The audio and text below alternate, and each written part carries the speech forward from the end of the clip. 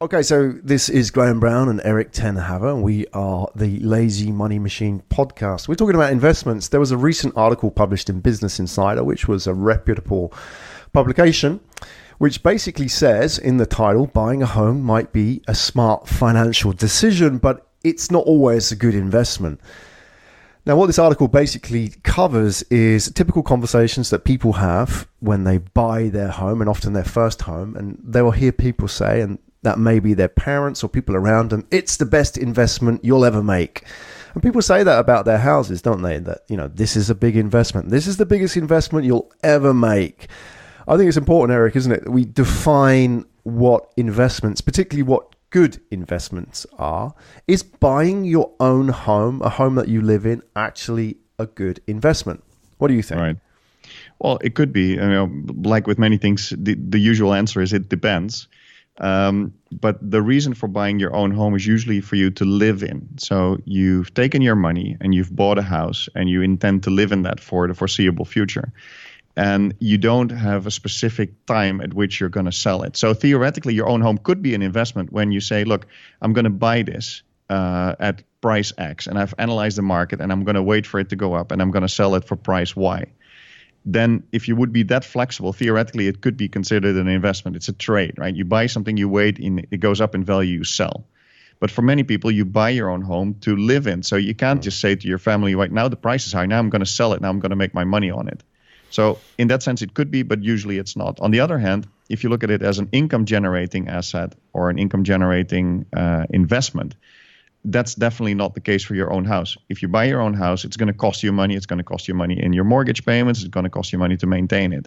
So usually your own house is not really an investment. It's usually you buy it because you want to live in it and you're happy if the price goes up, but that's not why you've bought it, and you're not trading it. So it's not really, in that sense, an investment for you.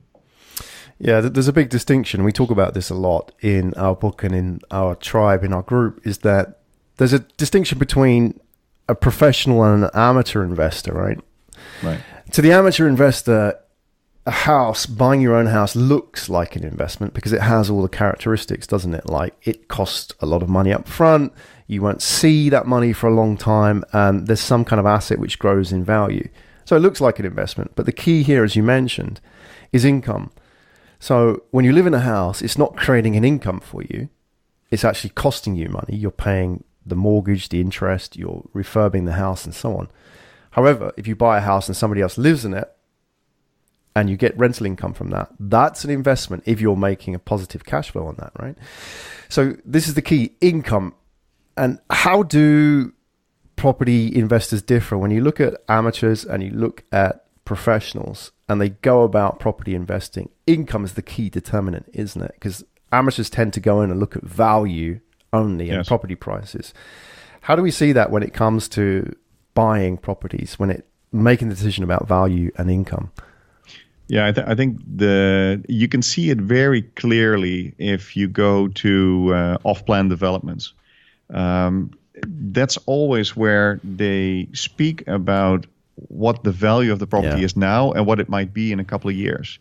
And then they stop on the numbers and they try to sell you, it has a nice swimming pool, it's in a nice environment, there's schools nearby, there's going to be a shopping mall downstairs, there's going to be all sorts of other cool people living there. They sell you the lifestyle and the image after they've convinced you about the price that you need to pay for it and that it possibly will go up in value. I think if you look at the professional property investors, they would look at these things and say, okay, if I buy an apartment in this particular development, what kind of income will it give me on a regular basis? Will that income be able to cover the mortgage that I need to take out on it? Will it cover the other expenses? Will I be able to get tenants in the building? Will I be able to exit it again? Will I be able to sell it? So amateur investors in property usually look at, okay, does it feel right? And do I think it's going to be worth more in a while, in the future? Professional property investors usually look at what kind of numbers come in on a regular basis and can I cover my expenses with that and make money on it? Yeah, quite often the properties, not always, but those apartments which are quite glamorous, that footballers buy or, in some amazing developments, they're quite often income negative, aren't they? Because what happens is not only are the prices quite high compared to the income yield, when they actually get developed and they go live, so to speak, what happens is you get this whole rush of apartments available on the market. Everybody's trying to rent them out now that they bought them. So they drop their prices. Plus you have all these kind of service fees, and they're often very high in these apartment blocks, aren't they? So it's very difficult to make money in those kind of apartments. Whereas what are the kind of ones that we like doing as professional investors? A bit less glamorous, aren't they? Yeah, usually as least glamorous as possible, because then there's a way to add value to it, right? There's also something we speak about in the book. If you buy something that is not on all the brochures, it will deter a lot of amateur investors, because they won't look at this because it doesn't look nice, or they can't see themselves living in something like that. But for us, if there's something not so nice about a property, usually that means good news, because there's less people interested in buying it. Plus, we have the ways to upgrade these things to be very nice, livable places. It could be simple. It could be like stinks of cat piss. I know it sounds stupid, but these are the best ones to buy, right? Because any, private buyer walking in and think, I'm not living here. But us, it's like, great. Yeah, actually, it's quite interesting. Yesterday, I went out on a land hunting mission in Jakarta again. So I'm looking for a new place to start developing again.